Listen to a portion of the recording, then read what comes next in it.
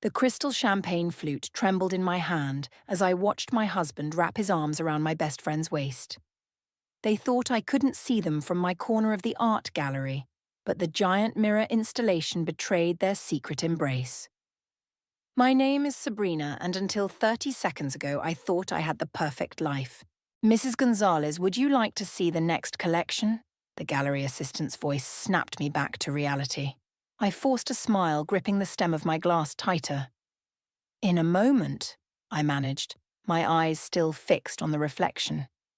Colby's hand was sliding down Blair's back, too intimate for a friendly gesture.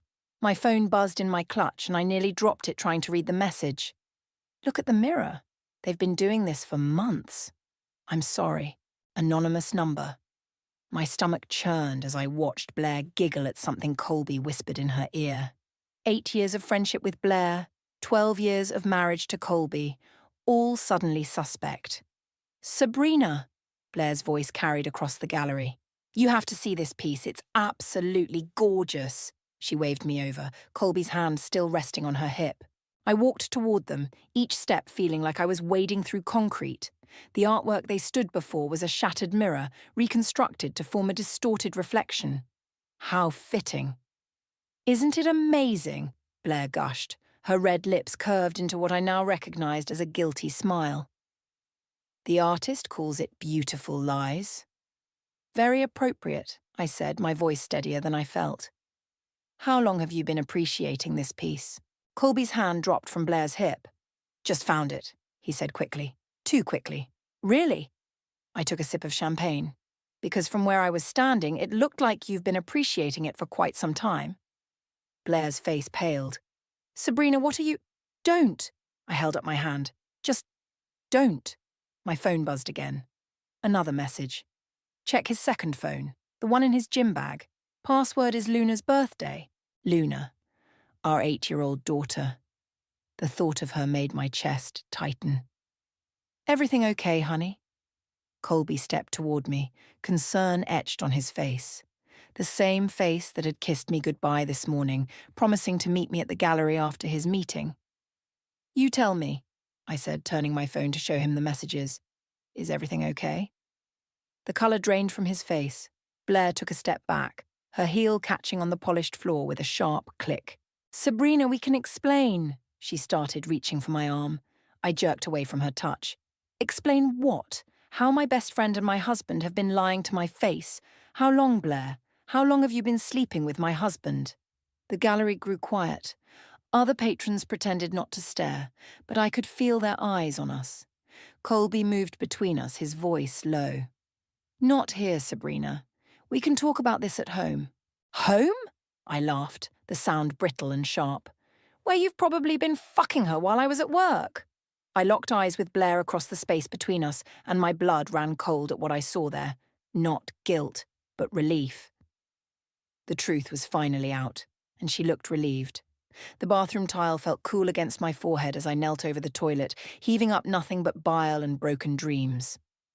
3 hours had passed since the gallery, and I still couldn't stop shaking. Mommy! Luna's small voice came through the door. Are you sick? I wiped my mouth with the back of my hand. Just a little tummy ache, baby. Go back to bed. Daddy said you're mad at him. Of course he did. I stood up, splashing cold water on my face before opening the door. Luna stood there in her unicorn pajamas, clutching her stuffed rabbit. Come here, I said, leading her back to her room. As I tucked her in, she grabbed my hand. Are you and Daddy getting divorced like Emma's parents? The question hit me like a punch to the gut. I don't know, sweetie, but I promise whatever happens, both Daddy and I love you very much. After kissing her goodnight, I found Colby waiting in our bedroom. He sat on the edge of the bed, head in his hands. She understands me, he said quietly. What? Blair. She understands me in ways you never could. I grabbed the nearest object, his phone charger, and hurled it at him. Understands you? I've spent 12 years trying to understand you. That's exactly it. He stood up, running his hands through his hair. You try. You're always trying so hard to be the perfect wife, the perfect mother. It's exhausting. And Blair isn't exhausting. I laughed bitterly. Sweet, perfect Blair who's been playing both sides. My best friend who's been fucking my husband behind my back. Don't be crude. Crude? I yanked open his gym bag, pulling out the second phone. Let's talk about crude. Let's talk about these messages you've been sending her. His face darkened. You went through my phone? Password was pretty easy. Our daughter's birthday? Really, Colby? That's just sick. He lunged for the phone, but I held it away. Want me to read them out loud? The parts where you tell her how much better she is than me? Or maybe the pictures you sent? Give me the damn phone, Sabrina. Or what? You'll hurt me? I stepped closer, my voice dropping. Newsflash, you already did. The silence stretched between us like a rubber band about to snap. Finally, he grabbed his keys. I'm staying at Blair's tonight, he said. You clearly need time to calm down. Time to calm down? I followed him down the stairs. Time to accept that my husband and best friend have been laughing at me for months. He paused at the door. It wasn't like that. We didn't mean for this to happen. Get out! My voice was ice. Get out before I wake Luna and let her see exactly what kind of man her father is. After he left, I stood in the dark kitchen, staring at the family photos on the wall. Happy moments frozen in time. Lies. All of them. My phone buzzed with a text from Blair. We need to talk, please. I deleted it without responding and walked back upstairs to Luna's room. She was sleeping peacefully, unaware that her world was about to change forever.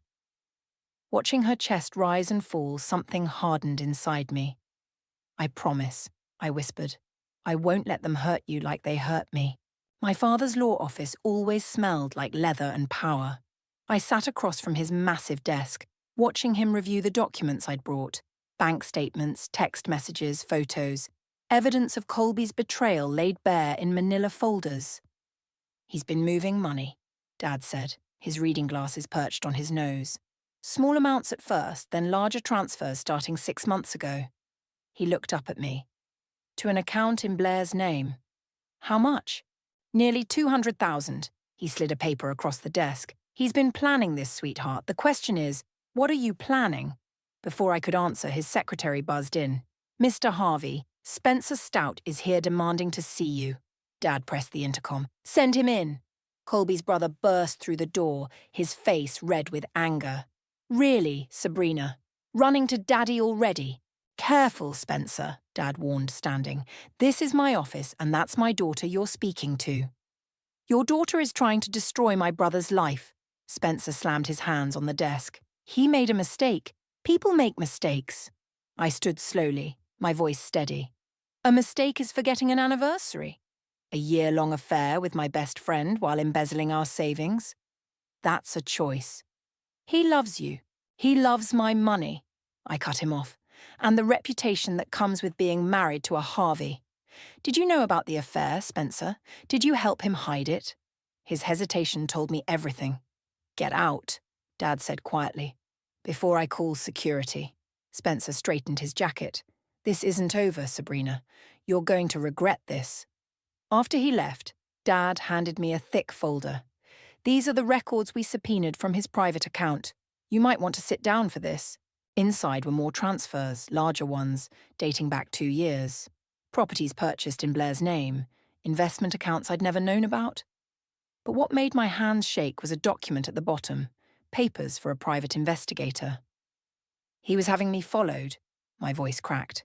Looking for dirt, Dad confirmed. Trying to build a case for custody of Luna. The room spun. I gripped the edge of the desk until my knuckles turned white. I want everything, I said finally. The house, full custody, every penny he's hidden. It won't be easy. He'll fight back. Good. I straightened my spine. Let him fight. I've got nothing left to lose. Dad's phone buzzed. He read the message and smiled grimly. Except we have something he doesn't know about. Remember his assistant, Maria? The one he fired last month? I nodded. She just agreed to testify. Apparently she has emails, recordings, proof that he and Blair were planning this for years. They were going to wait until Luna started middle school, then file for divorce, claiming you were an unfit mother. The fury that rose in me was cold and clear. When can we file? Tomorrow morning. Dad reached across the desk and squeezed my hand. But Sabrina, are you sure you're ready for this fight? It's going to get ugly. I thought of Luna's innocent face, of Blair's relieved smile at the gallery, of Colby's smug she understands me.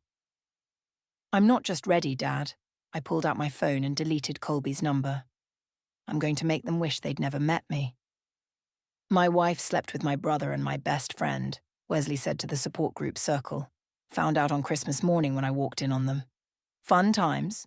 The church basement fell silent. It was my first time at the Betrayed Partners support group, and Wesley's story made mine seem almost tame. How did you handle it? I asked after the meeting as we grabbed stale coffee from the refreshment table. He shrugged, stirring sugar into his cup. Wanted revenge at first. Planned it all out, how I'd destroy their lives, their careers, everything. But you didn't. Nah. He smiled sadly. Realized hate was poisoning me more than them.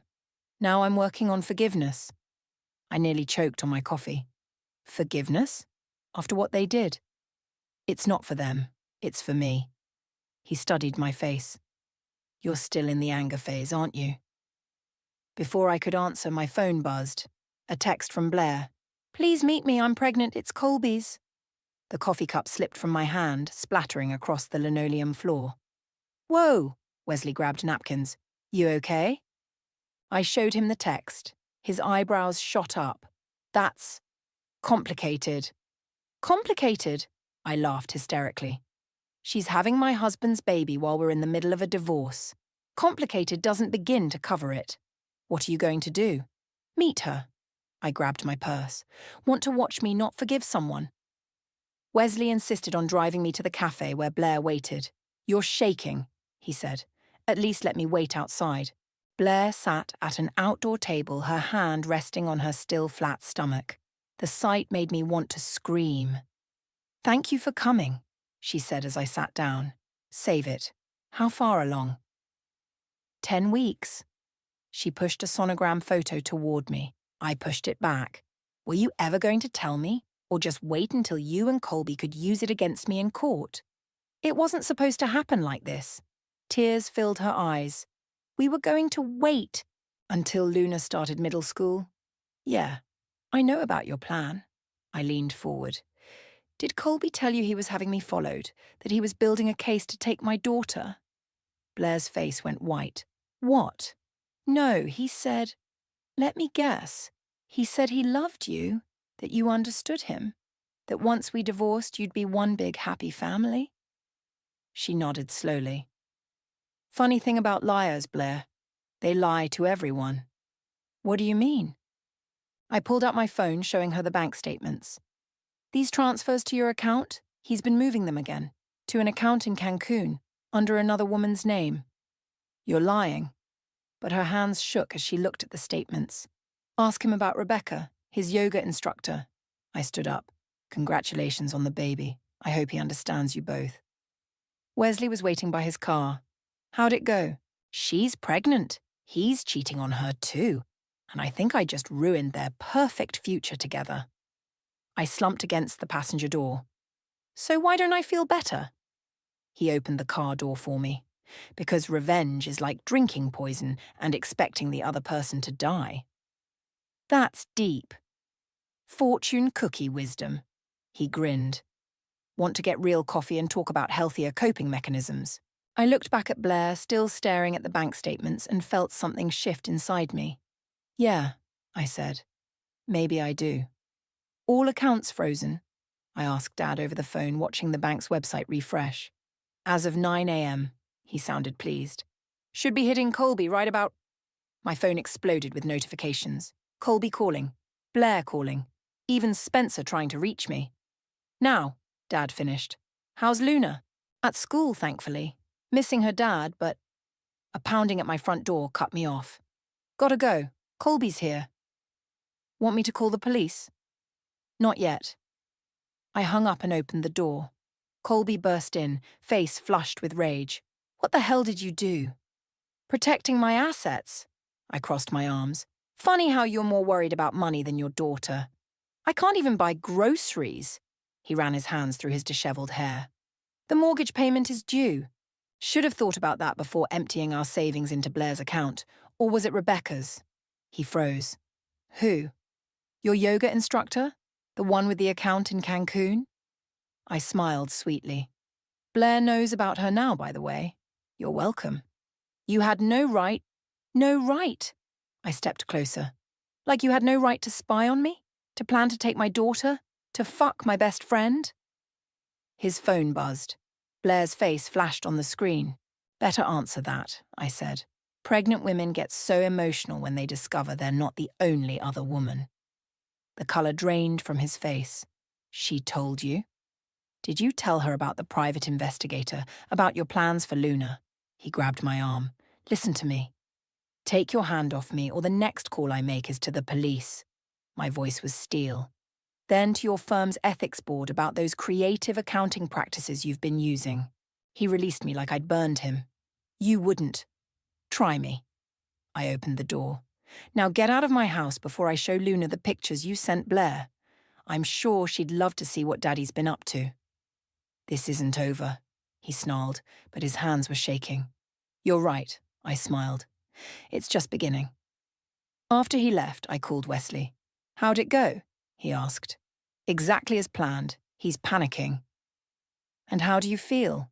I watched through the window as Colby sat in his car, probably trying to figure out how to explain everything to Blair. Honestly, tired. But there's more. More revenge? More truth, I corrected. Blair called earlier, crying about Rebecca. Said something interesting between sobs. What? That she and Colby have been planning this for over a year. Which means... The pregnancy wasn't an accident, Wesley finished. Bingo. I sat down heavily. They wanted leverage for the custody battle, a new family to replace the one they were destroying. Jesus. Wesley was quiet for a moment. Want to grab coffee? You sound like you need a friend.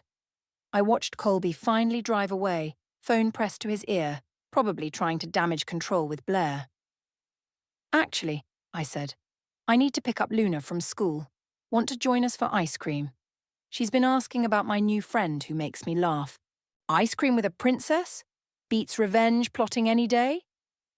For the first time in weeks, I felt something close to peace. Maybe Wesley was right about poison and forgiveness. Or maybe I just needed to remember what really mattered. Thanks, Wesley. For what? For helping me see there's life after betrayal. The tension at the dinner table could have been cut with the knife Spencer was gripping too tightly.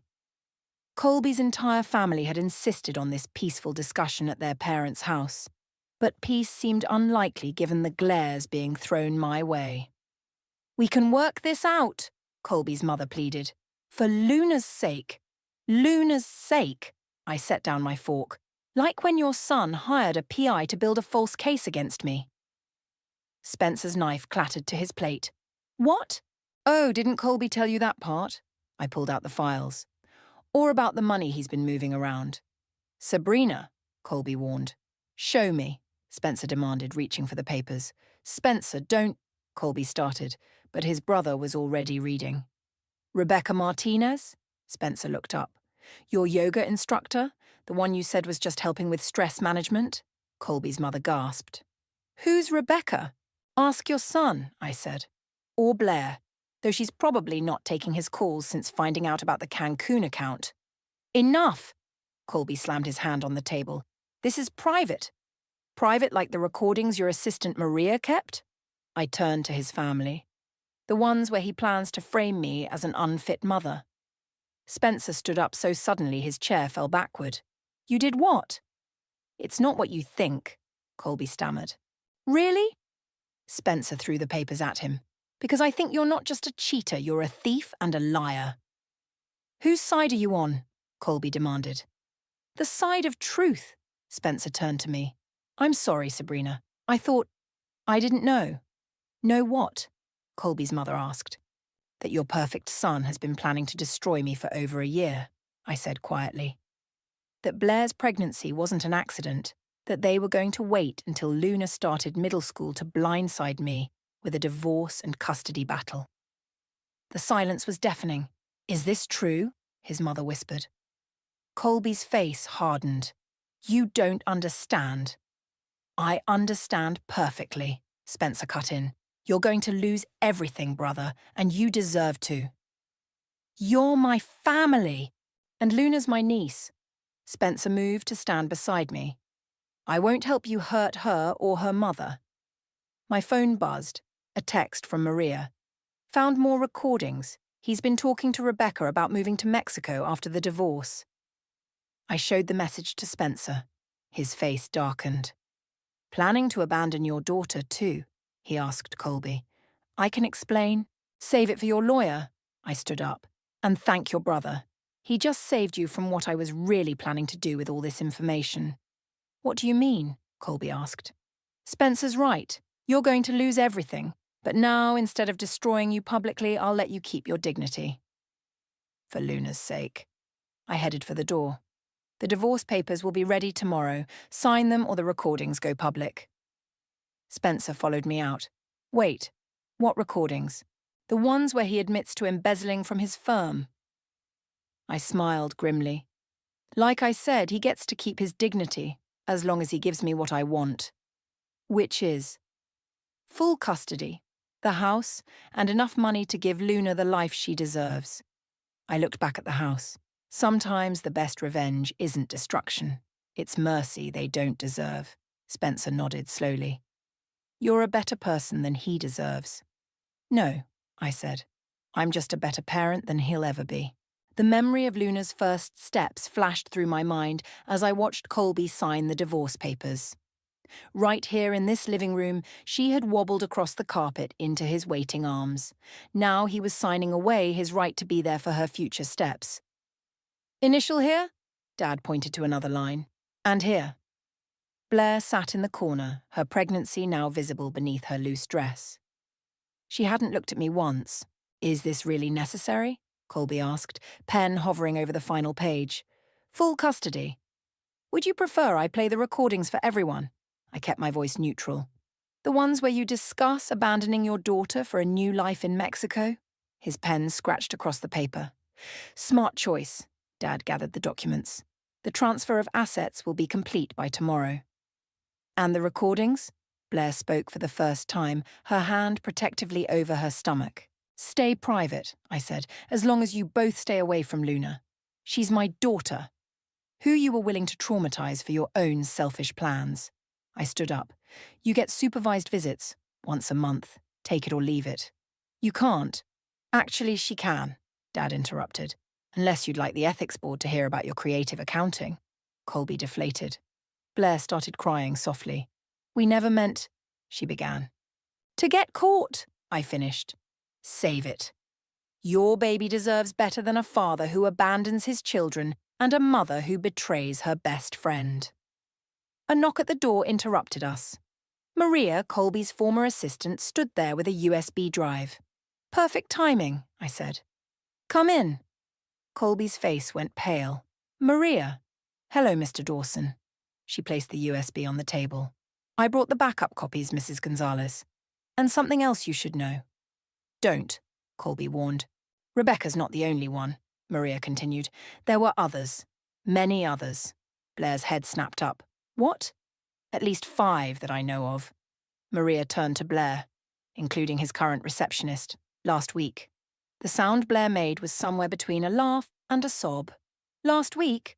While I'm carrying your child? Blair, please. Save it. She grabbed her purse. I'll have my lawyer contact yours. After she stormed out, Colby buried his face in his hands. Happy now, Sabrina? You've ruined everything. No, you did that all on your own. I opened the front door. Goodbye, Colby. Luna's school play is next Friday. Don't be late for your supervised visit. After they all left, Maria lingered. There's one more thing. What? Rebecca. She's pregnant too. I closed my eyes, letting that sink in. Does Blair know? Not yet. But Rebecca plans to announce it on social media tomorrow. I thought of Blair, alone and pregnant, about to discover yet another betrayal. Despite everything, my heart ached for her. Thank you, Maria, for everything. After she left, I called Wesley.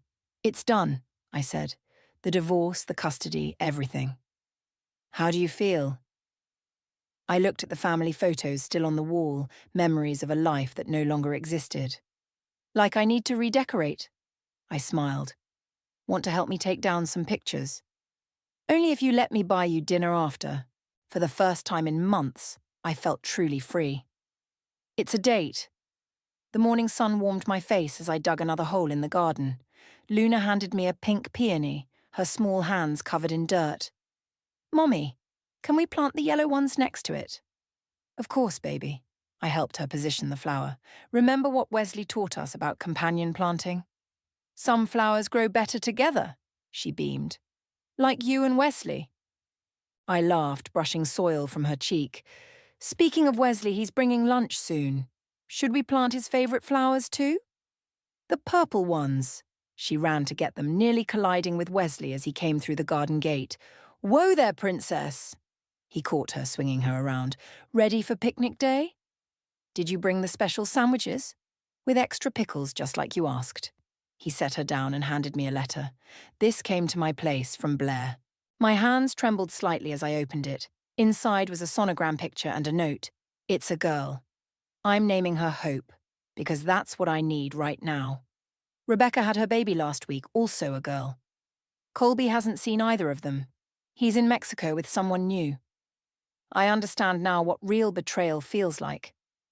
I'm sorry doesn't begin to cover what I did to you, but I'm saying it anyway. I'm sorry, Sabrina. You deserved better. We all did. You okay? Wesley touched my shoulder. Actually, yes. I tucked the letter away. Want to help us plant some flowers? Can we make a heart shape? Luna asked, already pulling Wesley toward her flower pile. Only if it's purple, he winked at me. Watching them arrange flowers together, I felt the last pieces of my old life finally settle into place. The anger, the betrayal, the need for revenge, it had all transformed into something else. Not forgiveness exactly, but acceptance. My phone buzzed. A text from Spencer. Colby's firm found the missing money. They're pressing charges. Thought you should know. I showed Wesley the message. Karma, he said softly. You didn't even have to do anything. Mommy, Luna called, look what we made. They had arranged the flowers into a messy heart, purple and pink blooms creating a pattern that was beautifully imperfect.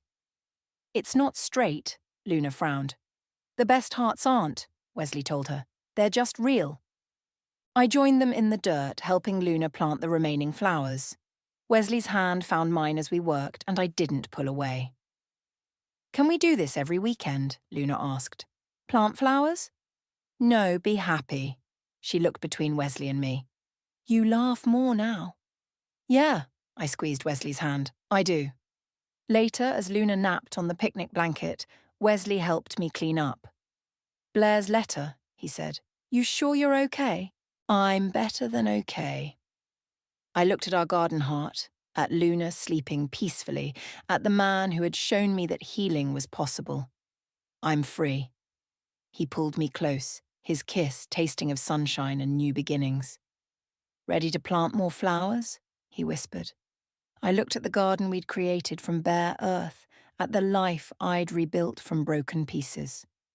With you? I smiled. Always.